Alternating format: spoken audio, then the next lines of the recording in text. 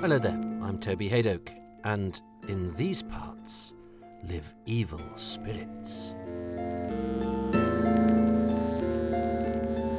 Welcome to Too Much Information, which aims to tell you the who, what and when of Doctor Who, a television programme about learning about science and history using the medium of peril.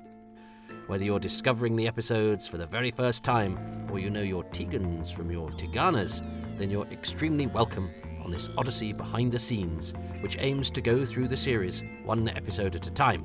In this edition, it's the beginning of Doctor Who's first lost classic, the historical epic which leaves a large hole by being completely unrepresented in the BBC archives. Much loved by all of those who made it, and a thoughtful historical saga based on meticulous research. So join me, Toby Haydock, as I give you the who, what and when of Doctor Who, the roof of the world. Or It's Mint with a hole in the snow. First broadcast, 22nd of February 1964, at 5:15 in the evening. It starred William Hartnell as Doctor Who, William Russell as Ian Chesterton, Jacqueline Hill as Barbara Wright, and Carol Ann Ford as Susan Foreman, with guest stars Mark Eden as Marco Polo and Derren Nesbitt as Tigana, and introducing Xenia Merton as Ping Cho. It was written by John Luca Rotti, produced by Verity Lambert, and directed by Waris Hussain. It was watched by 9.4 million people, and the audience appreciation was 63.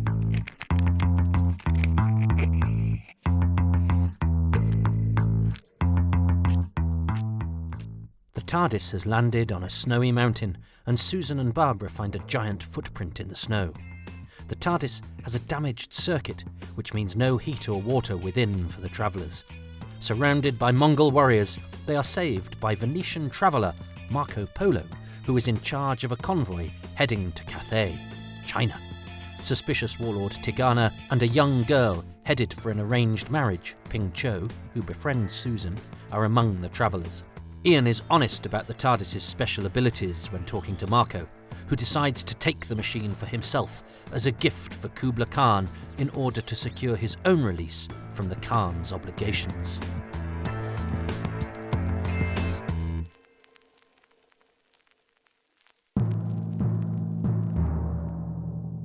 The when. 3rd of October, 1955. John Luca Rotti's 18-part, half-hour episodes radio serial The Three Journeys of Marco Polo premieres on the CBC Trans-Canada Radio Network and transmits across the rest of Canada the following day. And so begins the Venetians' long journey into the universe of Doctor Who. 9th of July, 1963. The final stretch of that journey begins officially today, with Luca Rotti commissioned to write the 7-part story Doctor Who and a Journey to Cathay. Luca Rotti has been recommended to the production team by head of drama and the brains behind the conception of Doctor Who, Sidney Newman. Newman knows Luca Rotti from the times they encountered each other at the Canadian Broadcasting Company. Luca Rotti now lives in Mallorca in a houseboat, and so his contact with the production team when developing the story will not necessarily be particularly straightforward. He'd visited the production team in London in June, which is when he'd decided to capitalise upon his previous work about Marco Polo when pitching to script editor David Whittaker and producer Verity Lambert for this educational new science fiction show. But from here on in, his back and forths are by somewhat more convoluted means. 12th of July. The BBC drama group's Aiton Whittaker, responding to a script editor report prepared by David Whittaker, which outlines the first 3 serials of the show, sends Verity Lambert a request for clarification about the specifics of this story. Will this 7-part adventure, currently entitled A Journey to Cathay, be recorded as the 3rd serial after Anthony Coburn's Doctor Who and the Robots, a 6-parter which is currently scheduled 2nd? Is it being written to be recorded in Studio D, Lime Grove, and will it require the full 5 days pre-filming that it has been allotted? All of this information will be useful, says Eitan Whittaker, to ensure that we declare our service requirements as far in advance as possible. 15th of July. Whittaker's questions have clearly yielded answers. According to the current information, A Journey to Cathay, which is described as a working title, will see its first episode recorded in the week before Christmas. However, Lime Grove Studio D looks likely to be out of commission in December, and so he asks for clarification, as this will have a bearing on what facilities will be available to the episode and may therefore have a bearing on its contents and therefore its writing. Pre-filming for the story is provisionally scheduled at Ealing Studios to take place from the 9th to the 13th of December. 18th of July. It has been suggested that A Journey to Cathay is to be directed by Waris Hussein, currently scheduled for the first story as well. At this point, the plan is that Hussein and Rex Tucker will direct alternate stories.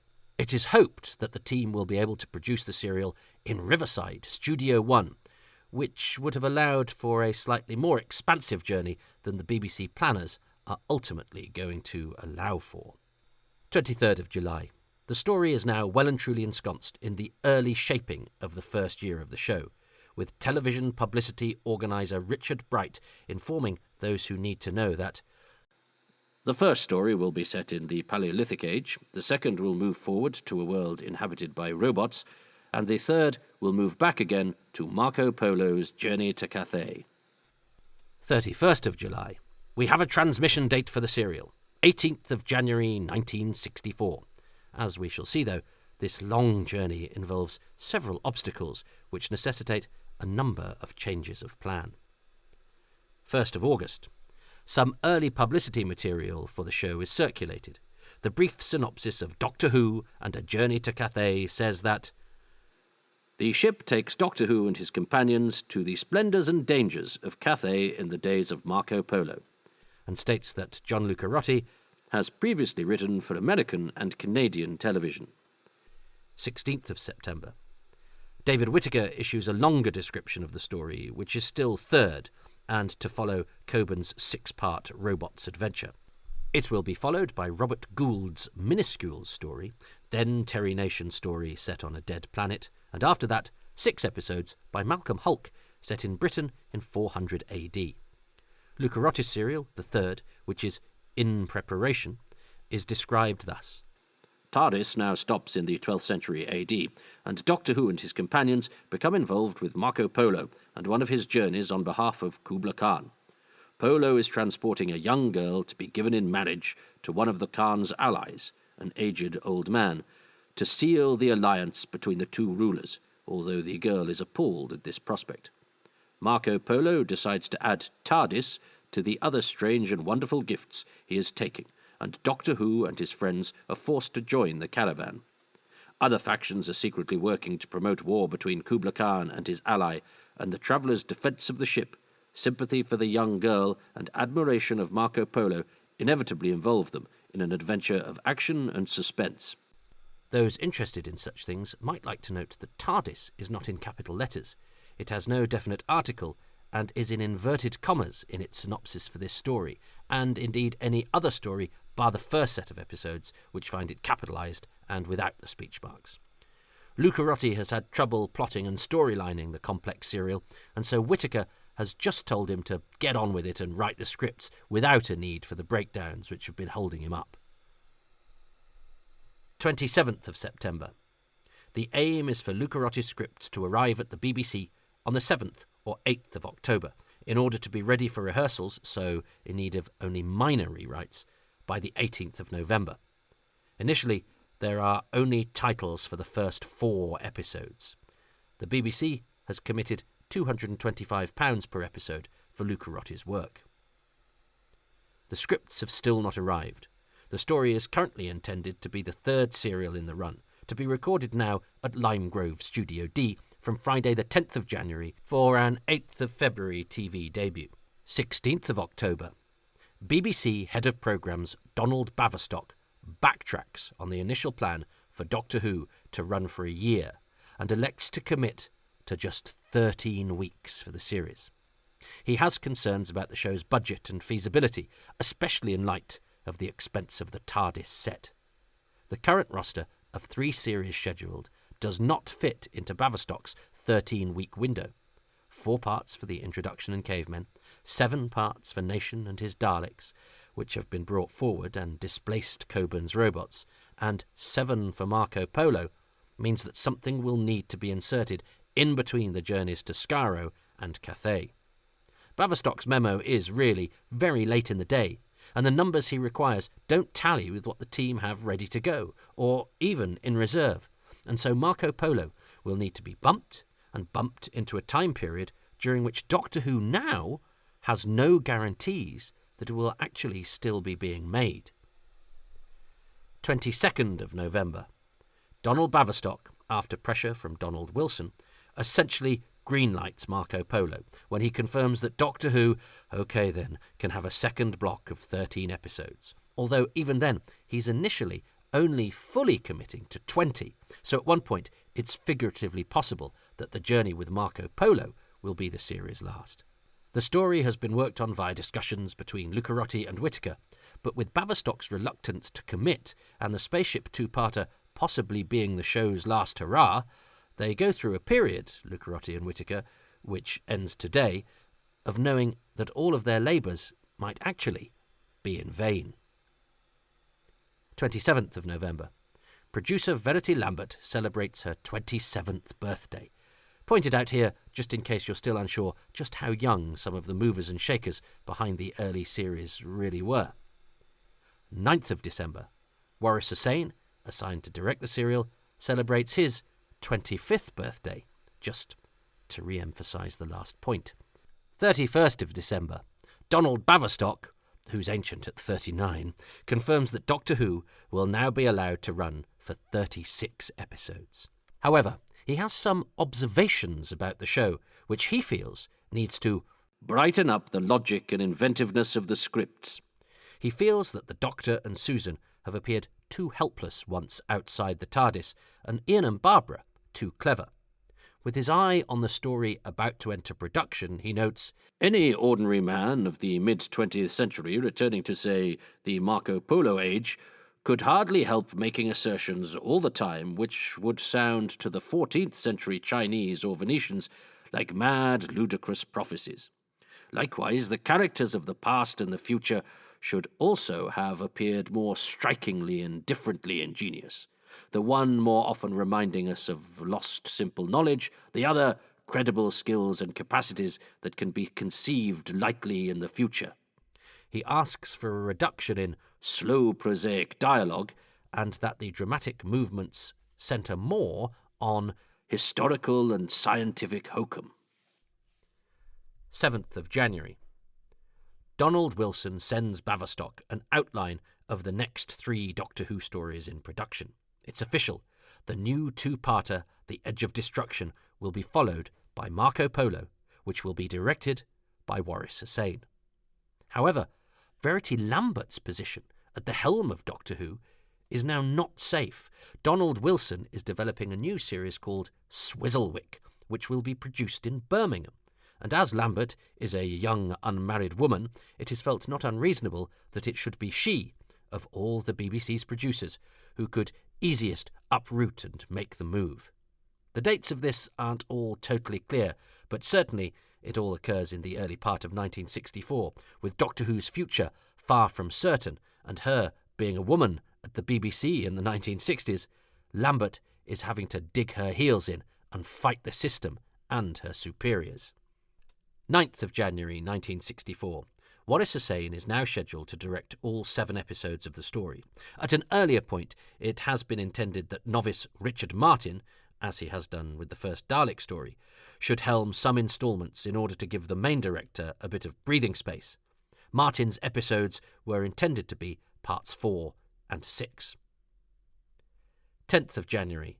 Designer Barry Newbury's assistant, Derek Dodd, later to design Power of the Daleks and The Wheel in Space himself, completes some design drawings for The Roof of the World, including the Rocky Plateau, which is a disguised ramp surrounded by flats.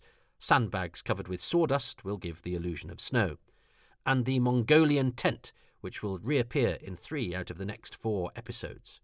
Newbury has also researched the period extensively. A friend from the Department of Oriental Antiquities at the British Museum has referred him to The Ruins of Desert Cathay by Sir Auriel Stein from 1912, and he also consults Chinese and Indian Architecture by Nelson I. Wu, a recent book, 1963, and Chinese Houses and Gardens by Henry Inn and S. C. Lee from 1940. 13th of January. Filming begins on the serial at Ealing Studios. The regular cast were originally required for this pre-filming, but only for a short montage sequence for The Roof of the World. However, as they're in the thick of rehearsals for The Edge of Destruction, in which they are the sole cast members and so have plenty to do, the montage is removed in order not to give them extra work and travel during a full schedule just for a few seconds of screen time. 14th of January, 1964. It is possible that the first use of a live animal in Doctor Who is recorded today. There's some confusion still as to whether the fish required for Episode 5 were done yesterday or not, so I can't be 100% clear. I'm so sorry, live animals in Doctor Who aficionados. So let's say the first mammal. No, let's say the first non-human mammal, because somebody will write in. As a horse pulling a cart with the TARDIS atop it is filmed for a sequence for The Roof of the World today, and for later episodes too, with the snow replaced by other weather conditions for different journey stages. Hussein, hoping to achieve a great sense of scale with the serial, is disappointed he is only afforded 1 horse and 1 cart for this session. He films them multiple times, going past the camera, as well as close-ups of feet, to use for footage to augment the map progression illustrations which will be superimposed over them. 2 male extras are used as wagoners, both leading and atop the horse, with a female arm not belonging to Xenia Merton, who is yet to be cast and or contracted, is used to suggest Ping Cho's arm hanging out of the vehicle. 16th of January. In a major change from the script, which sees the regulars providing the narration for various stages of the journey, Waris Hussein has decided to assign all of these moments to the story's eponymous character, and so Marco Polo is given all of the travelogue dialogue.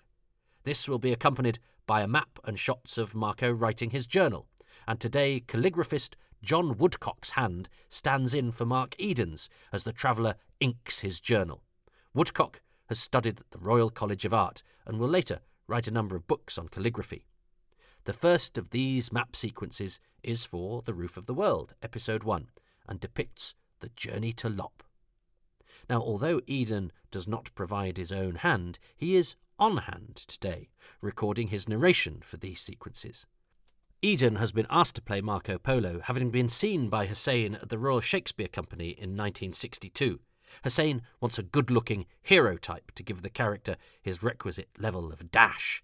Also at the filming this week, but for later episodes, is the serial's other guest star, playing the warlord Tigana, Darren Nesbitt.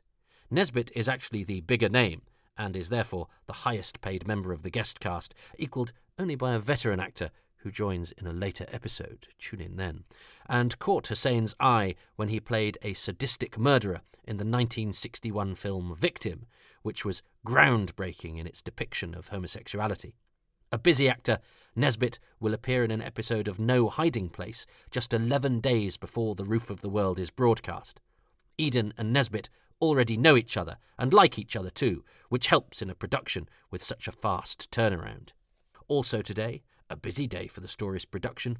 The model shots of the TARDIS on the mountain, the opening moments of The Roof of the World, and the tent on the plateau later in the episode are also recorded. 17th of January. An extra day's filming has been scheduled that was not originally planned in order to pick up incomplete sequences from earlier in the week. So some of what has been claimed about the filming schedule just recently in this podcast will never be 100% certain, but the paperwork only enlightens us so far. Production assistant Douglas Camfield is heavily involved during this filming week, sometimes allowed to supervise sequences in the absence of Hussein, who is happy for his junior to take command when needed, because Camfield will not be an assistant for too much longer. 23rd of January 1964. Composer Tristram Carey has been hired to provide the score. This is recorded today, between 6 p.m. and 10 p.m, by the Eddie Walker Ensemble, who perform on instruments including the flute, the alto flute, the harp and percussion. There is to be 7 minutes and 4 seconds of music in The Roof of the World. 27th of January. The Roof of the World begins rehearsals at the Territorial Army Drill Hall, Uxbridge Road, London. Joining the regulars and the 2 illustrious guest stars who have already filmed some of their scenes for the serial is an actress who has not, in fact, done any television work at all, Xenia Merton, although she has done an 8-part film series for the Children's Film Foundation, which also had a science fiction flavour, 1962's Master of Venus. Merton had heard from a school friend that Hussein was after a genuine Oriental actress for the role of Ping Cho, but hadn't wanted to look in the usual places, namely the cast lists of the long-running West End show The World of Susie Wong and the 1963 movie 55 Days at Peking. Merton had therefore visited Hussein at home and auditioned with a speech from Marco Polo, which she did well enough to secure this key role. She will learn a lot about making television over the next few weeks, as we shall see. 31st of January. The Roof of the World is rehearsed and recorded at Lime Grove Studio D. Camera rehearsal starts at 10:30 a.m. Lunch is at 1 p.m, and camera rehearsal is on again at 2 p.m. At 3:45 p.m, during the tea break, there is a photo call for publicity shots for the serial, and then it's camera rehearsing again from 4:15 p.m. to 7 p.m. Everyone gets ready after dinner, which finishes at 8 p.m. The inexperienced Merton is surprised to find that not everyone tucks into the free food, filling herself up on the sweet and heavy pudding available, which then remains in her system for what turns out to be an agonising and unnecessarily sluggish evening's recording for her. That recording takes place between 8:30 p.m. and 9:45 p.m, with the spotted dick and custard still weighing heavy on her system. Another lesson learned about making television. It's a happy production, though, with Hussein frequently inviting the cast and crew to his home for supper. 17th of February. In the run-up to the broadcast of the episode, the newspapers are still talking about the show. Michael Gowers of the Daily Mail asks, "What is the connection between the BBC's Doctor Who and its Sunday serials, of which Martin Chuzzlewit is the current offer?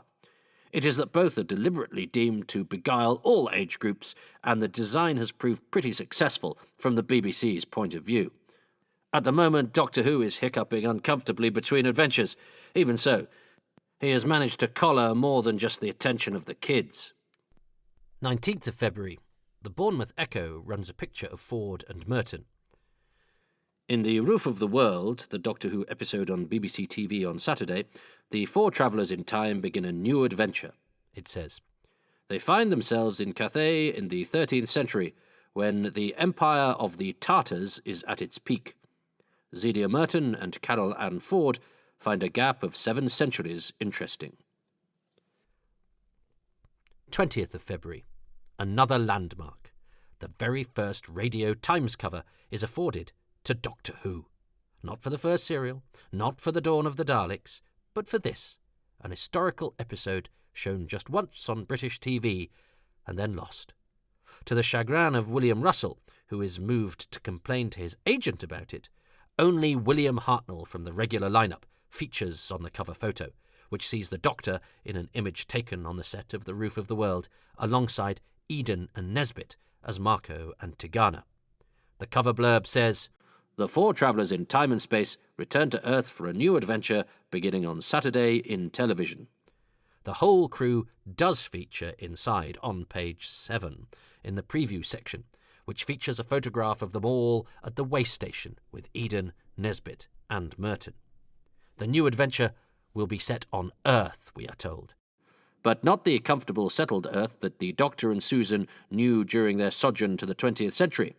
This is far Cathay, the fabled land of silks and spices, which we know as China. The time is the 13th century, and the empire of the fierce Tartars is at the peak of its power. The one-line descriptions accompanying the cast lists sometimes vary by region, but one example accompanying the roof of the world is: "The TARDIS has landed on the roof of the world. But which world? And when?" Which eagle-eyed readers, who'd already stopped off at page 7, would know the answer to. But hey-ho. Also today, Mary Crozier laments in The Guardian that an intelligent child would hardly ever find anything to settle down to, and not one single good, exciting, imaginative serial made from a book. There is the amazing Doctor Who on Saturdays, it is true, and I find Doctor Who fascinating, but this is a new sci-fi thriller. I should have thought that 1.5 hour a week, apart from Dickens, might have been given to a serial of a story, and it need not be a classic. 21st of February. Various local newspapers in the Journal range, Bolton, Lee, Eccles and others, offer a preview of the serial which refers to the episode as the first in a 7-part story called A Journey to Cathay. A brief description of the events of the episode is given before the article concentrates on one of the guest stars. Xenia Merton, it tells us, is making her TV debut tomorrow night. Her background, Anglo-French father and Burmese mother, is given, as is her arrival in England 6 years earlier to become a dancer before turning to acting. I had my first professional part as a fairy at Regent's Park last season, she says. I played a weasel and a stoat in Toad of Toad Hall at the Comedy Theatre at Christmas. I am very excited at the idea of playing a Chinese bride in this television series. 22nd of February. During the week, the serial is quite heavily promoted. A number of papers run a short descriptive caption underneath a photograph of Polo with his arms folded, back to a serious-looking doctor, although some choose the picture of Susan and Ping Cho. The Birkenhead News and Advertiser, however, prefers to concentrate on the baddie, with a shot of Tigana and the man at Lop. To coincide with the broadcast, Carol Ann Ford features in the Daily Mirror, pictured with her 3-year-old daughter, Miranda. 8 million viewers will recognise Carol Ann Ford, says the piece, the petite 5'1" 3/4 inches actress who plays 15-year-old Susan Foreman. The series, though, has brought Carol a problem, whether to let her 3-year-old daughter Miranda watch. She was scared the first week, but only because I looked worried and unhappy. Now I act out the whole story beforehand, and everything's fine. The Daily Sketch has decided to focus on Xenia Merton. Like much of the other coverage, it gives her background, but the Daily Sketch adds that she looks a lot more attractive than some of the other outer space creatures Doctor Who has been mixing with recently. Just in case you'd forgotten, we're currently in the 1960s. John Chelsfield, previewing the episode in the Liverpool Post, describes the series as the BBC's Sunday Spellbinder. He tells readers that this started off some weeks ago as a serial for children of all ages.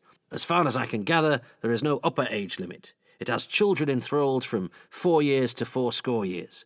I doubt whether any children's programme has ever beguiled more adult viewers.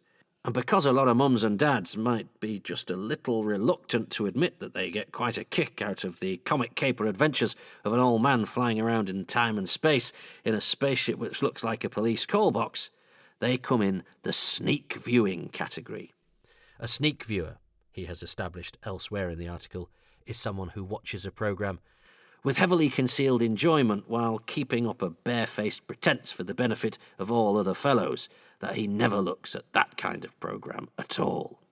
Bill Johnson, in the Glasgow Evening Citizen, also refers to Doctor Who's growing adult audience, attributing the presence of grown-ups to the football results transmitted immediately prior. He too highlights Merton's background and TV debut, as well as giving a taster to the events of the episode.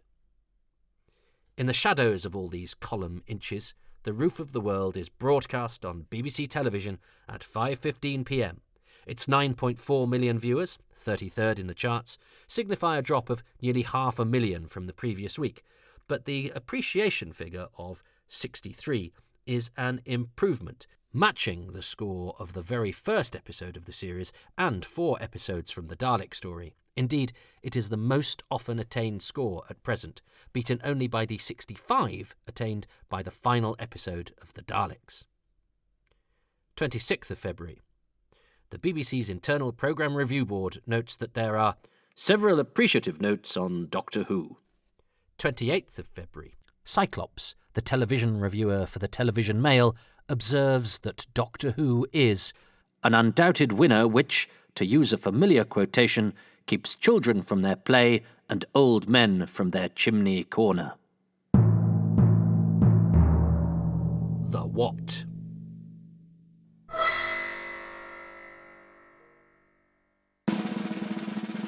Elements from the script inspired by the diaries of Marco Polo include the name Tigana, a Tartar baron mentioned very briefly.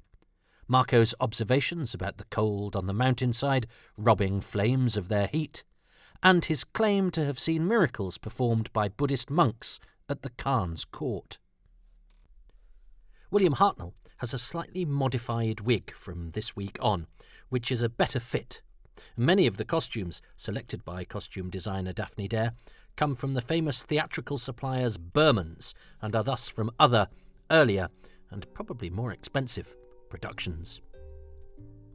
Susan's second line of the whole episode, when she asks Ian what he makes of the footprint in the snow, has been put in very late in the day, and it doesn't even appear in the camera script. The Doctor's response in the script to Susan's asking him about the footprint is, "That? I'm afraid I'm not impressed. My only concern is to leave here. I've got some work to do." This becomes, whether by accident or design, or a bit of both, "That? Oh, I can't see anything without my glasses. Anyway, I don't like this place. You'll have to excuse me. I've got a lot of work to do first." The travelling companions' exchange about whether they're on the Alps or the Andes is a late addition to the camera script. The bit that has always been there has Susan describing this as the top, not the roof, of the world. Ian's reply, in which he also cites the episode title, also does not, in the script, have him saying the episode's title. Obviously, it was decided to emphasise this a bit more in the final product. In the episode, this observation also leads Ian to muse whether they are on Earth. "I wonder," he says, "if only," which adds a bit of yearning absent from the camera script. The Doctor emerging from the TARDIS is in the script, but his gloriously grumpy observation that they're always in trouble is not. The Doctor's line about the loss of the lights in the ship affecting the water supply is also a late addition. The lights were always to be malfunctioning, but the contrived knock-on effect of this affecting the water, as far as I'm aware, whenever my light bulbs blow, my taps still work, seems to have been put in there to help with next week's lack of water storyline. Ian's reaction to the Doctor's line has therefore been amended accordingly. The mountain scenes are all backed by a wind sound effect from the BBC Library. The special sounds section of the BBC Radiophonic Workshop hasn't supplied any specially made cues for the show this week. The Doctor sends Susan to the TARDIS for the 2LO. You know what it is, he tells her, and so he doesn't have to explain it to us. So there's another mystery. What is the 2LO? It will take him days to repair it, and it's something to do with the broken lights. But otherwise, we're not told exactly. Ian's urgency in these scenes is accentuated by him fretting about daylight running out, but these references have gone from the script.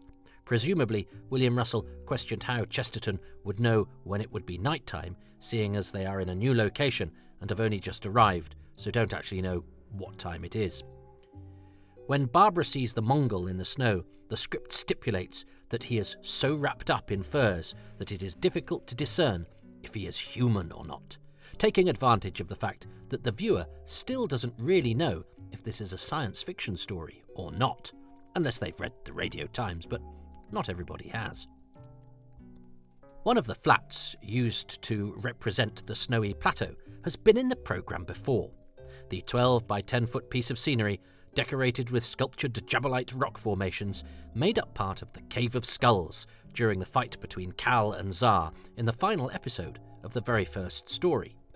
It just goes to show, it isn't what you know, it's who you know. This isn't the only bit of recycling / set nepotism either.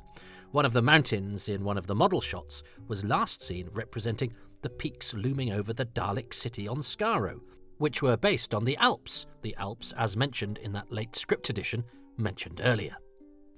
More of the Doctor's fretting, including the line, "Oh, I don't know, I'm always in the," is an ad-lib, and it intrigues us to the lovely possibility that we can entertain ourselves with, should we choose, that had Ian not arrived in time, we might have had our hero saying, "I'm always in the..." what? Not for the first time this week, Hartnell does a lot of wandering off muttering, Hartnell providing his own sotto voce griping. When the characters exit the plateau, after Barbara and Susan have wondered who Marco is, there is a recording break in order to give everyone time to set up in the tent. The tent is described in the script as having a slopping roof, but presumably designer Newbury wasn't influenced by this rather grim-sounding typo. When the Doctor introduces the crew and refers to Ian as Charlton, this is a change, reflecting the dynamic of the crew and the developing gag of the old man getting his younger companion's name wrong. In the script, it was Ian who was to do the introductions. Susan was to say hello to Ping Cho before Barbara's line about Shang Tu being in China, and the girl was to respond with a silent, joined hands and bowed greeting, but this is cut, presumably to maintain the flow of the scene and because Susan and Ping Cho get plenty of bonding time elsewhere. The script makes a point of illustrating that China was, in Polo's time, called Cathay. He has not heard of China. However, there is no consistency with the place names. Peking is also an anachronism. It would have been called Kanbalik in 1292, whilst the Gobi Desert would be the Desert of Lop. Ian gets to name-check the roof of the world in Marco's tent, whilst the Doctor repeats the name of the year, 1289, but in the script it is the other way round. Ian clearly lamenting being out of time again. The change, well, that might have been to do with blocking or actor preference, who knows. The second recording break is to give Mark Eden time to get back to the plateau set after he has listened to Tigana's suspicions about the travellers in the tent. A fade to black occurs between these two scenes to emphasise the passage of time. We're back at the plateau the following morning, which also serves as a possible spot for an advert break during foreign screenings. When the Doctor tells Ping Cho he is surprised to find her working as a servant for Marco Polo, it is a mistake. He's doing a forward echo of her reply about being pleased to serve. He's supposed to be surprised that she's Marco's cook, not servant, which leads to the dialogue about the actual cook and, indeed, Tigana. But Xenia Merton carries on regardless despite Hartnell's mistake, and so the scene carries on smoothly, if without the actual sense that was intended by the writer. The film sequence of Marco's diary and the caravan with the TARDIS gives everyone time to relocate to the way station set. The design work greets new friends as well as old. Indeed, the TARDIS, seen outside the doorway, is a photo blow-up, the first time such a thing has ever been used in Doctor Who to represent the TARDIS, in order to save time and energy transporting the heavy police box prop from where it has landed on the raised set of the plain of Pamir. One element considered was the observation from Barry Newbury that it was customary in 1292 for each way station to have a vessel containing kumis, a mare's milk drunk by the Chinese. Outside, visitors would, as a habit, push the plunger down before entering and after leaving the building in order to stimulate the drink's fermentation, like a kind of 13th century Yakult, stirring up those gut-beneficial probiotics. But Waris Hussein felt the business would get in the way of the drama, so alas, no one takes the historical version of the Actimel challenge between games of chess and sword fighting. Although, as is the norm at the time, Caucasian actors, in this case Darren Nesbitt and Leslie Bates, under makeup, are called upon to play East Asian characters, director Waris Hussein, as well as working hard to ensure the authenticity in the casting of Ping Cho, fills the background with the real deal, sourcing many of his extras from Mr. Kum's, to use the parlance of the time, Oriental Casting Agency. Mr. Kum is Christopher Kum, who will, some years later, actually appear in Doctor Who himself as Mr. Fu Peng in The Mind of Evil.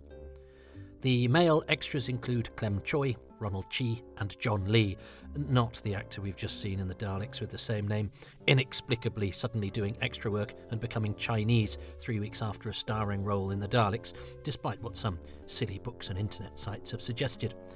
As for the women, they include a character described as a Chinese lady of quality, played by Violet Leon, whose DNA finds itself in the world of modern Doctor Who, even if only by a trace, as she is the future great-aunt of current Doctor Who magazine editor Peter Ware. Basil Tang, who is due to appear in this episode as one of the Mongol warriors, is replaced by Clem Choi, and we will encounter Tang later in the story, in the speaking role of the office foreman in episode 6. In this episode, there is also a non-speaking character who gets a name, Yeng, of the first way station, who is played by O Aikida. Marco was supposed to tell the Doctor that the Khan has several way stations built at regular intervals, but a little stumble and Mark Eden's use of the rather more modern word dotted suggests a slight slip from him here. The Doctor, when talking to Polo about repairing the TARDIS, does not use the definite article in the script. Now, look, we don't point out every minor alteration to a word or phrasing, but this one is interesting, as often publicity material does the same. It is not set in stone that what modern viewers will come to know as the TARDIS is referred to quite that way just yet. When Barbara tells Polo she knows he will see Venice again, in the script he says, "I intend to," but this line is gone come recording. After he has said that the TARDIS will make the Khan more powerful than Alexander the Great, the lines between him and Ian before he leaves are new. He was, in the script, to respond to the Doctor, saying, "Laugh if you will," before carrying on as per the episode. But this interaction in the script has been changed to him responding to Ian's interjection, which is new, not the Doctor's laughter. Interestingly, the script intends the Doctor to be suddenly serious when he tells his friends he hasn't the faintest idea what they will do, but Hartnell decides to play this bit as if he's giggling like he has done for most of the scene prior. So in the script, the laughter is a front, almost, whereas this slight interpretive tweak from Hartnell makes it a slightly battier, less deliberate response. Lucarotti knows his medium. Of the alleyway at Lop, he says in the script, "This set need be no more than a flat," and the production team oblige. Darren Nesbitt has refined his final speech, making it a bit more colloquial and emphasising a few key areas, but notably changing Tegana's reference to the present for Noghai that will bring Kubla Khan to his knees, to the much more evocative, the thing of magic that will bring, etc. The cliffhanger between Tegana and the man at Lop is re-recorded after the episode is done, in order to have a titleless version of it for use in the opening of next week's episode. This is ultimately not used, presumably in order to avoid paying Leslie Bates for appearing again when his character, in the reprise, is not required to speak. In the cast list on the camera script, Man at Lop is actually credited as Man in Alleyway.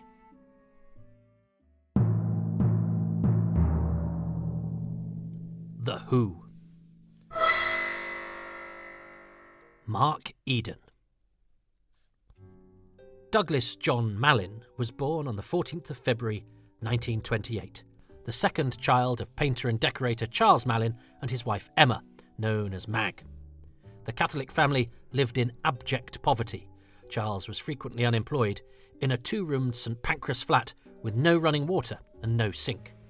Young Douglas got his first taste of public performance when forced by his mother to be an altar boy for Sunday masses at his local church.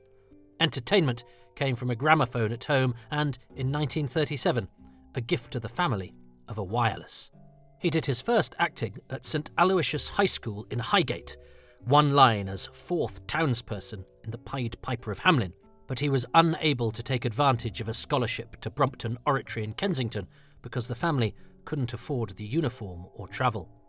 Things began to look up in 1939 as Charles started to work regularly, and thanks to the arrival of child number 4, the family got a council flat in NW5.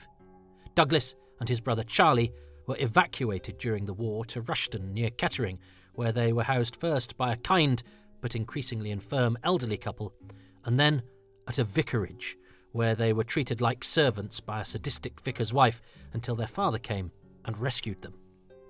Their street was bombed and the flat rendered uninhabitable in an air raid, and so he was evacuated again, this time to South Normanton in Derbyshire, which was a happier experience for young Douglas. Back at the family's now repaired London flat, he returned to St Aloysius School to see out the rest of his education. As a working-class boy who'd been taught to read and write, it was deemed perfectly acceptable that the system dispense with him, aged just 14. And so, propelled by his mother, he joined the post office as a telegram boy, and thereafter worked as, variously, a labourer, tailor's underpresser, and reel packer for a film distributor.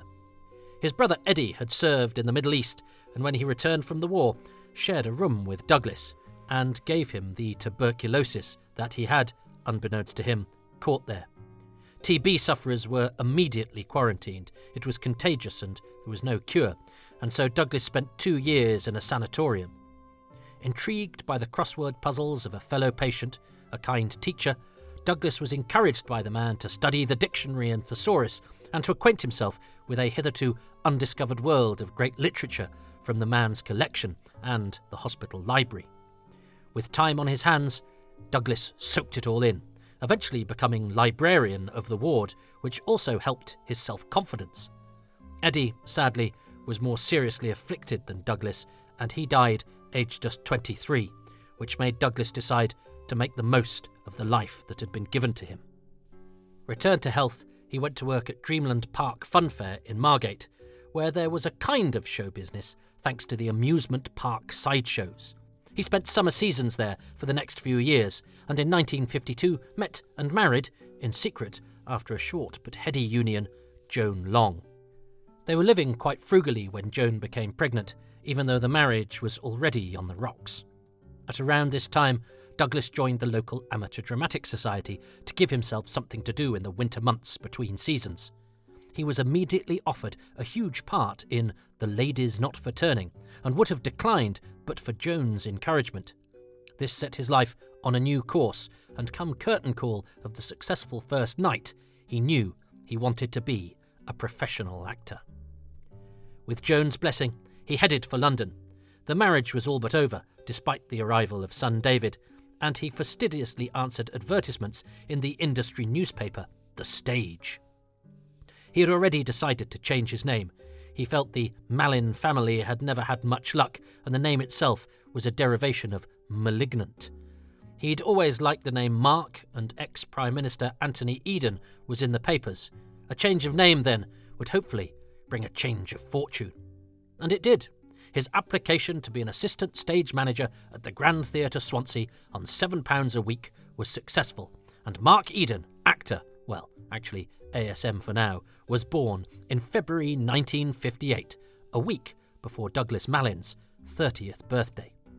After Swansea, he conned his way into being hired as a juvenile lead, even though he'd done no acting actually at Swansea, at the Grand Theatre Llandudno, finishing his 4-month run having done 16 different plays, gaining invaluable experience and the courage to court a top agent, who took him on and immediately secured him his TV debut as a reporter in the seminal BBC science fiction serial Quatermass and the Pit.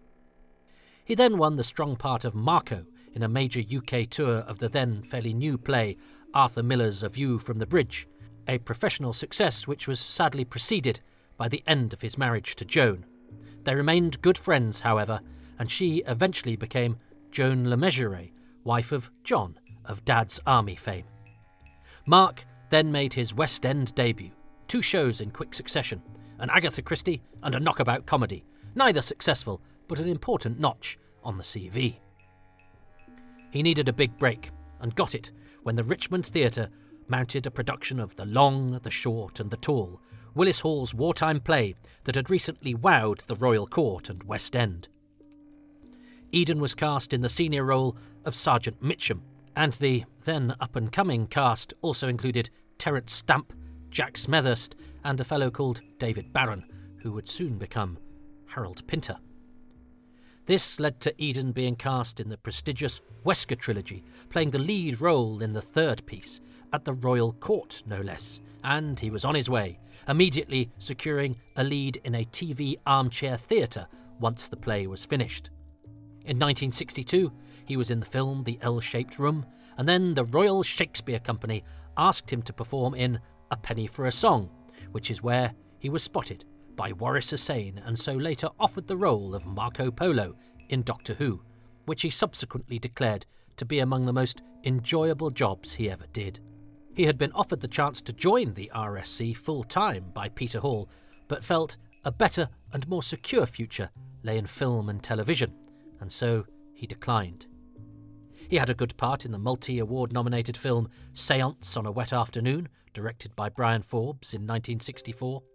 He'd done plenty of TV since his 1958 debut, but that year's Catchhand was his first real series lead, co-starring with Anthony Booth in a series about a pair of builders looking for work. Booth was tricky, but they got on well enough, perhaps because tricky was an understatement when it came to Dorothy Squires, the whirlwind of a Welsh singer and ex-wife of Roger Moore, who was 13 years Eden's senior. An unlikely duo, they nonetheless engaged in a tempestuous relationship. Days with Booth, then, perhaps, were more manageable than nights with Squires. He worked opposite Alec Guinness in Dr. Zhivago in 1965, though one of his scenes ended up being cut. On stage, though, the male lead in Tennessee Williams' Night of the Iguana, opposite Sian Phillips, found him receiving acclaim in person from the author himself. And so film fame came knocking. Cast in the movie The Fighting Prince of Donegal, in which he would be third billed and, upon completion, the recipient of a 3-year exclusive contract with Disney, he broke his foot on the third day of filming and had to be replaced by Tom Adams, later Commander Vorshak in Warriors of the Deep. Eden spent 3 months in plaster and getting plastered with his mates, actors Tom Bell and Tony Booth, neither famed for their sobriety, and later felt that this interruption to the upward momentum of his career meant it never quite got back on the same track. His new course, when recovered, found him on a film that was a winner, as in Michael, who directed I'll Never Forget What's His Name, and then it was a job with another mercurial, tricky customer, Patrick McGoohan, who created The Prisoner, and, with the episode It's Your Funeral, organised a Marco Polo reunion, as the episode's guest stars were Mark, Derren Nesbitt, and Martin Miller, Marco Polo's Kubla Khan. Patrick McGoohan's disinclination to throw his punches meant the fight scene Mark's character and McGoohan's number 6 undertook was not a terribly comfortable one for the guest actor. 1968 was a good year, probably with fewer bruises, with The Curse of the Crimson Altar with Boris Karloff and Attack on the Iron Coast with Lloyd Bridges keeping him visible in the cinema, whilst the lead in ATV series Crime Buster kept him a familiar face to TV viewers, and he was set to end the decade on a high, were it not for an incompetent accountant who left him owing the Inland Revenue too much money, and he was thus declared bankrupt. The 1970s started promisingly enough with a relationship with Diana Smith, 18 years his junior, with whom he had a daughter, Polly. Diana already had a son, Saul, and Mark and Diana married in 1973. Best man? Unstoff from the Rebus operation. He was cast as Chief Inspector Parker, opposite Ian Carmichael's Lord Peter Wimsey, had another regular role, opposite David Jason, in The Secret Life of Edgar Briggs, and was Jack Rufus in London Belongs to Me, which meant he had plenty of TV runs alongside the plethora of guest turns you'd expect from a well-known TV face of that decade. He also spent 3 months in Tunisia getting bored on the set of Franco Zeffirelli's Jesus of Nazareth in 1976. The 80s began with the key role of George in Who's Afraid of Virginia Woolf, opposite Hollywood legend Gloria Graham for David Thacker at the Duke's Theatre Lancaster, and then there was more of the same TV-wise, The Sandbaggers, The Professionals et al., until 1985, when he had a regular stint in The Practice and The Detective, the latter opposite his old mate Tom Bell. By this time, though, sadly, his marriage to Diana was over. But having played a character called Wally Randall, who had a fling with Elsie Tanner for a short stint in 1981. In 1986, he was back on the cobbles of Coronation Street, this time as Alan Bradley. By happy coincidence, his new partner, the actress Sue Nichols, had, after years of intermittent appearances, become a regular on the show the year before. Alan Bradley started life as a character with a mysterious past, but after a brief sabbatical, during which he toured the world playing Claudius in Hamlet for John Fraser's London Shakespeare Group, he found the character becoming more and more unpleasant, leading to him being the Sun newspaper's Britain's Biggest Rat in 1988. 27 million viewers watched him attempt to murder his other half, Barbara Knox's Rita Fairclough, and it was not unknown for the old ladies of Manchester to thwack Mark on the head with their umbrellas if they saw him walking around the city. Bradley's beating of Rita was praised for its realism and used by anti-violence charities to illustrate the kinds of things that occur behind closed doors. So well did the two actors pull off the harrowing scenes. Bradley and Mark Eden returned to the show some months later to play out the rest of the storyline after Bradley's all-too-short stint in prison. This time, his methods were psychological abuse, and the scenes were no less effective, but ultimately the character met his doom, famously being hit by a tram whilst chasing his victim. It's one of the most memorable soap moments of all time. Nearly 27 million people watched.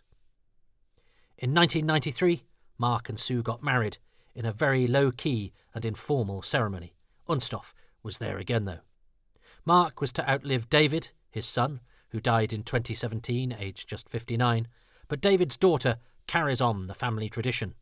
Emma Griffiths-Malin is also in the acting profession, and her credits include the 1997 Adrian Lyne film of Lolita and the TV series Poirot, Marple and Wallander. Mark's involvement with Doctor Who came full circle when he played Donald Baverstock in the 2013 TV film An Adventure in Space and Time, which was to be his last screen role. After a steady decline into dementia, Mark Eden died on the 1st of January 2021 at the age of 92. Sue survives him, as do a daughter and stepson from his first marriage. He used to ruefully observe, "Who's going to want to watch you?" which was a phrase his mother used to suggest that he had ideas above his station, wanting to become an actor. At the end of his life, he observed that about 50 million people had ended up watching him. Leslie Bates. This is Leslie Bates' first credit on an episode of Doctor Who, even though it's not his first brush with the series. Bates, who this week has one line as Man at Lop at the end of the episode, was actually the first human to record any on-screen material in Doctor Who, even if he was standing off-camera when he played the shadow of Cal that falls over the TARDIS at the end of An Unearthly Child, essentially standing in for Jeremy Young in order not to have to pay him for being a shadow of his future self. In a reversal of fortune, because Man at Lop appears in episode 2 of Marco Polo, but doesn't say anything, it becomes Bates's turn to be replaced himself by a stand-in in order to save a few quid next week.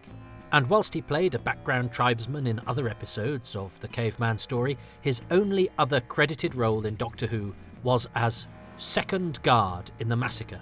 But he turns up in the show many times over the years, from now until The Invisible Enemy, giving his final turn in the series as a Bi-Al member. You can easily make him out as one of the two soldiers, he's the brown-haired one, behind the Brigadier and Benton, as they do their best to persuade us that they are on the Welsh mountainside and not a CSO backdrop in the latter stages of the Green Death. Bates's nickname, according to fellow extra Derek Martin, was Master, for reasons that I don't need to explain on a family podcast, and as an example of the sense of humour often exhibited by the acting profession. Bates had graduated from the London School of Dramatic Art in 1954, winning the Beryl Cook Prize for his final showcase. He went into rep, performing for the Fraser Neal Festival Players in Carlisle, in a company that included future Doctor Who producer Derek Sherwin and the actor Ian Richardson.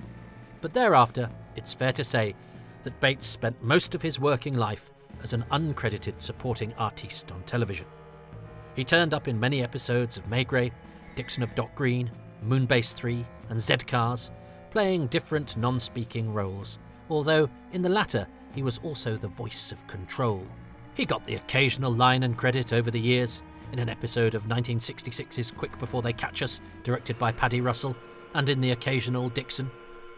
His full list of Doctor Who credits is Shadow and Tribesman in An Unearthly Child, Man at Lop and uncredited Mongol Bandit in Marco Polo, Second Guard in The Massacre, Villager and Pirate in The Smugglers, an English soldier in The Highlanders, an IE Guard in The Invasion, various soldiers in The War Games, a Waxworks visitor in Spearhead from Space, part of the BBC Three unit in The Demons, a unit soldier in The Three Doctors, a Lunar Guard, a Draconian and a General Williams Guard in Frontier in Space, a unit soldier in The Green Death, an Exelon in Death to the Daleks, a Guard in Planet of the Spiders, a Time Lord in The Deadly Assassin, and, as mentioned before, a Bi-Al member in The Invisible Enemy. He worked a lot with fellow ubiquitous supporting artiste Steve Ismay, who recalls, "We all knew Les. All I can say about Les is he was a smashing, honest guy. I knew him for 20 years and spent a lot of time with him and his family. All happy people. He was a very hard-working guy. He bought a house in Bethnal Green which had a fire, and he fixed it all himself. He was very badly burnt, but he was always happy, no matter what. A great guy. Named one of his sons after me. Shitlegs. Nah, Steve." And that's Steve all over. Leslie Bates died in 2014, survived by his wife Joyce. And so ends another episode of Doctor Who. The first broadcast episode of which no footage remains. Remember, the first episode of The Daleks was recorded twice, so the unbroadcast go at that is the earliest made episode that we do not actually have. 14 weeks in, and the travellers have already been pitched into the abyss of oblivion, which doubtless would have been an episode title for Story 3 had it carried on much longer. Once again, the TARDIS is a bit damaged, this time the lights and heating and water. So actually, something about it, the ship, has broken in every story so far, even if the malfunction in the Dalek story was the result of sabotage by its owner. But the fact is, it doesn't work. Otherwise, the implication being, they'd be off at the first sign of trouble. Unlike a certain young English Rose in March 2006, no one is quite ready yet to run towards adventure. And the TARDIS represents safety, or warmth, water, shelter, except when it breaks, as it does here. And the initial driver for the story is that the Doctor needs to be given time to perform repairs, which will restore the box to its status of sanctuary. How frustrating we cannot see what looks to have been a pretty impressive production, particularly on the design front. Mark Eden makes for a dependable hero, and Derren Nesbitt, fortunately for 21st century viewers and listeners, opts to make Tigana out of purred villainy rather than any attempt at a Mongol accent.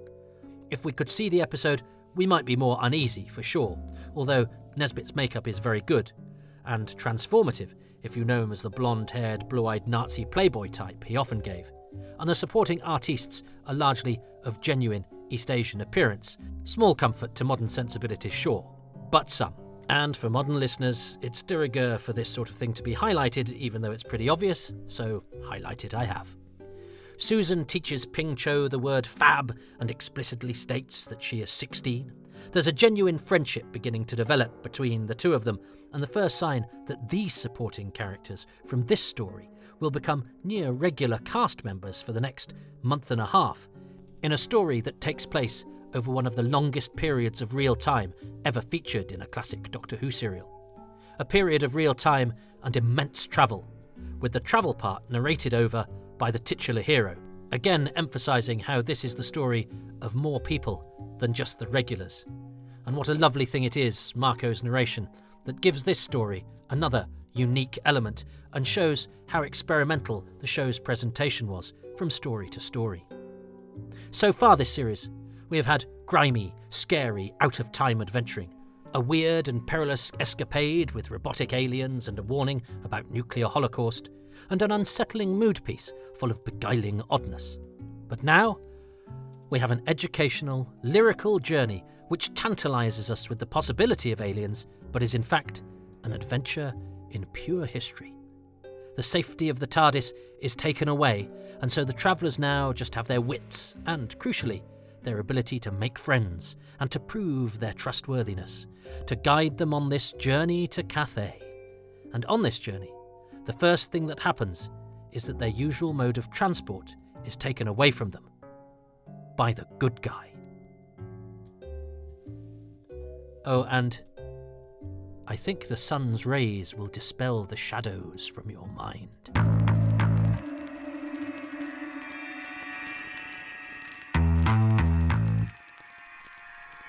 Doctor Who, The Roof of the World, featured Leslie Bates as Man at Lop. The title music was by Ron Grainer and the BBC Radiophonic Workshop, the incidental music by Tristram Carey, the story editor was David Whittaker, the designer Barry Newbury, and the associate producer was Mervyn Pinfield. Coming next, a sandstorm in a BBC studio, Tigana turns up the heat and... oh, the leading man is suddenly not very available, so what can they do? Well, like the travellers on their perilous journey, they take it in their stride and improvise their way out of trouble. That's next time on Doctor Who Too Much Information. Next episode, The Singing Sands. Or, is the Doctor a little horse? Too Much Information, The Roof of the World, was written and presented by me, Toby Haydock, with thanks to Richard Bignell, David Brunt, Peter Crocker, Steve Ismay, Graham Kibble-White, Peter Ware, Rhys Williams and Waris Hussain. The series consultant is Richard Bignell, and the music for these podcasts has been specially composed by Wayne Shepherd.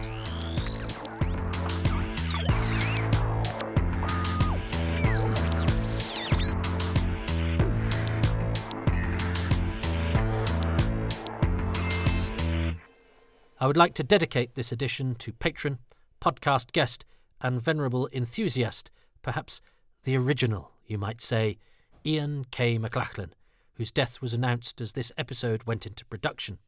He was a lovely fellow and he adored Doctor Who, especially these 60s episodes. There is a supplemental podcast, one per story as opposed to per episode, called Far Too Much Information, that is for now exclusive to patrons, who also qualify for bonus material, early releases and other exclusives, as well as pictures of my dog. Patrons are also nearly 6 months ahead with my Happy Times and Places podcast, so if you want to hear esteemed science fiction journalist Steve O'Brien eulogise Black Orchid, or Full Circle writer Andrew Smith get all misty-eyed about the Dominators, then nip over to patreon.com/Toby Haydock. References. Most of the information herein, as with every Too Much Information, comes from going back to source and sifting through the original scripts and paperwork which have been shared with me by various people. You know who you are, and thank you. Patrick Mulkern wrote 3 of the best research articles about a particular story, going into detail by poring over paperwork with the story's director, Waris Hussain, over 3 issues in Doctor Who magazine from issue 483 in 2015, which give a real insight into the making of Marco Polo. I'm also indebted to the broadcast.org website and its never-before-unearthed details about John Lucarotti's first go at Marco Polo. Richard Bignell has kindly provided interview material with some key players. He provides anything you ask for, actually, and offers it even if you don't ask. Legend. As is Rhys Williams, who has been very forthcoming with very helpful materials. And as usual, I've consulted various reference works for this podcast. They include Doctor Who, A Complete History, edited by John Ainsworth and Mark Wright, with contributions from Jonathan Morris, Alistair McGowan and Richard Atkinson, and much of it based, of course, on those fantastic archives features originally done by Andrew Pixley, the doyen. How Stammers and Walkers, the 60s and the First Doctor Handbook are both excellent and uncovered much of what we now take for granted. Ditto J. Jeremy Bentham's Doctor Who The Early Years. The TARDIS wiki page and Shannon Patrick Sullivan's Complete History of Time Travel have also been very, very valuable for quick, handy reference, and I also subscribe to the British newspaper archive Ancestry.com and Newspapers.com, which are vital resources, but also places that are very easy to get lost in for several days, so proceed with caution. I walk in the shadows of giants, albeit giants who probably turn out to leave just a human-sized footprint. I would also like to thank the patrons who make these podcasts possible, and they include Ruben Herfindahl, Stephen Moffat, Paul Hayes, Legion Henderson, Chris Phone, Peter Harness, Ronald Hayden, Rob Leonard, Christopher Meredith, Richard Straw, Neil Tate, Nick Tedston, Luke Adkins, Peter Adamson, John Arnold, Kevin Ashelford, James Bell, David Bickley, Will Brooks, Rick Byatt, Gary Byrne, Robin Bland, Alex Kafajoglu, Paul Carnahan, Andy Case, John Curley, Mark Dakin, John Elledge, Sam Esterem, Gary Gillett, James Gould, Lisa C. Greco, David Green, Fraser Gregory, Paul Gregory, Dave Hoskin, Richie Howarth, Andrew Jordan, Ashley Knight, Clive Lewis, Guy Lambert, James Lark, Gavin McLean, David Matthewman, Jason Mayo, John McClay, Russell McPhillips, and Stephen. He doesn't want you to know his surname. The shame attached to association with patronage, I tell you. Shame. Does not really, and thanks.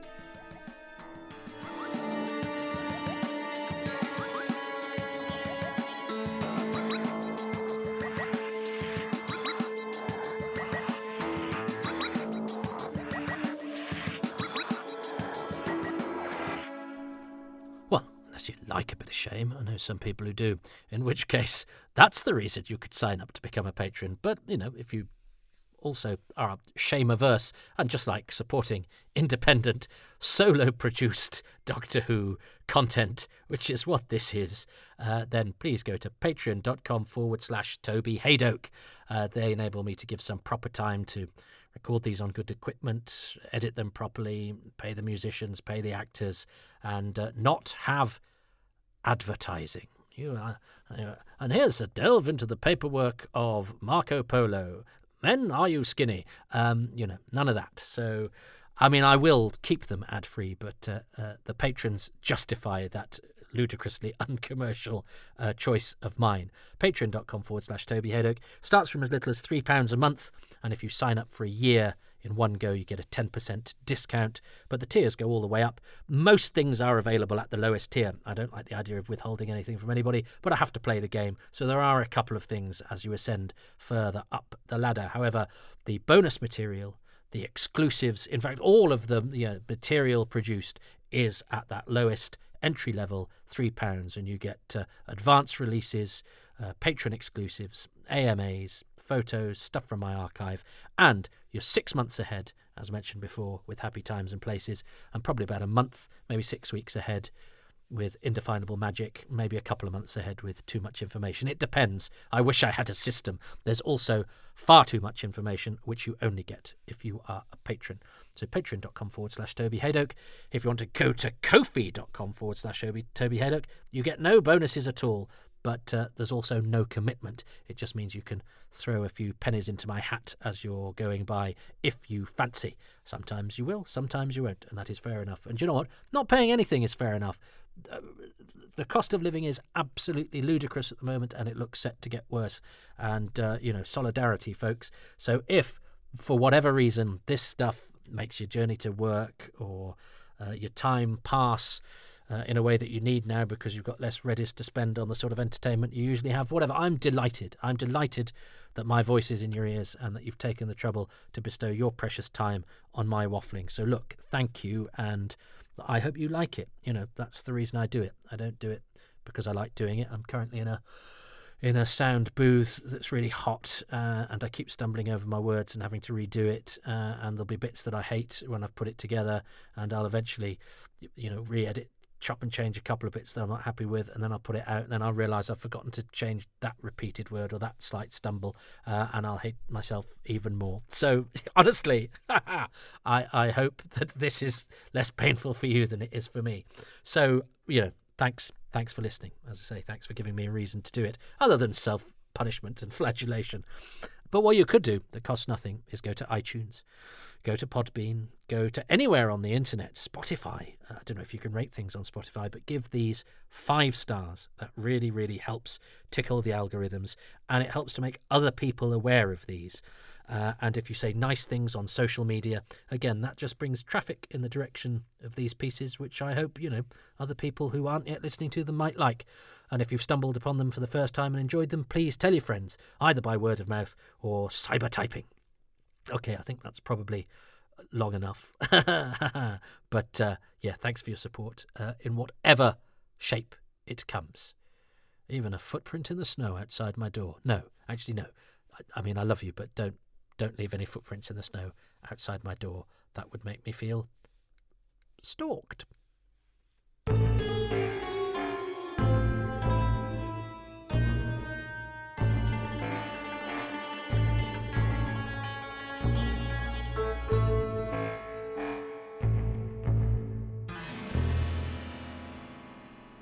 I'm a comedian as well. You can come and see me at XS Malarkey Comedy Club every Tuesday in Manchester, and that comedy club has a Twitter feed at XS Malarkey and a Twitch channel, twitch.tv/XS Malarkey, where there's a bank of performances that we did during lockdown when our stage was denied to us, but we carried on anyway because the show goes on, and go on it did all through lockdown, and we got comedians from around the world, and we put selected highlights on twitch.tv/XS Malarkey. But if you've got friends in Manchester, in the United Kingdom, 8 p.m. XS Malarkey every Tuesday. Come and see us. And these podcasts have their own Twitter feed at Haydoke Podcasts, and I'm there as well, at Toby Haydoke. Although I've just removed Twitter from my phone because it was doing my head in. So hopefully that'll do me and you some good. I mean, as I say, I'm still on there. I'll still find other ways to get on there, but I've done that.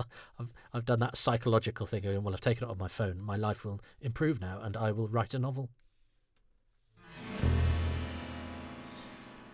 Okay, well, I think this one's long enough without me having to make it any longer with post-credits and all of that nonsense. So, hope you've enjoyed the trip to Marco Polo. Here's a little personal thing. Mark Eden I wrote to because of this Quatermass book that's taken me forever to write back in the 80s. And because Quatermass in the Pit had been his first TV job, he had kept his contract and he sent it to me because... he said, well, you probably like it. You probably like it. And I did like it, and I've still got it. So I've got Mark Eden's actual contract for Quatermass and the Pit, which was really thoughtful of him, I thought. And I was able to thank him in person when we then went to his flat only 3 or 4 years ago to record the commentary for Quatermass and the Pit for the Blu-ray that is out. And also he works with a long-term... No, he's married to a long-term colleague of my partner, who I've also worked with as well as an actor. But so we actually lived very, very close to them, just round the corner for a long time. And Shez would occasionally say, "Oh, I've just seen Sue and her husband," and I'd go, "No, her husband is Mark Eden. Her husband is Marco Polo." And she'd go, "Yes, anyway, I've just seen Sue and her husband." And part of me would go, "Well, I'll invite them round for tea." But as it was, we got invited round to theirs for tea. For Quatermass purposes, which was nice to do, and it was nice to be able to thank him for sending me that precious thing all those years ago. But gosh, he's now no longer with us. But isn't he good in Marco Polo? Yes, he is. It's a really lovely, dramatic performance. Anyway, aren't I lucky to have crossed paths with some of these people, albeit briefly? Yeah, I am. And I hope me passing on my experiences to you is nothing other than shared joy. It's not boasting. Do you know what I mean? I don't think of it like that. I hope it doesn't come across like that. It's just shared joy, and it flatters me, who was in the countryside in the middle of nowhere when I grew up and never thought I'd get anywhere near a theatre or TV studio. Flatters me to have been in the orbit of such people, if only briefly. Anyway, I said I wouldn't be very long. That was a lie. So sue me. No, don't sue me. Please don't sue me. I haven't got any money.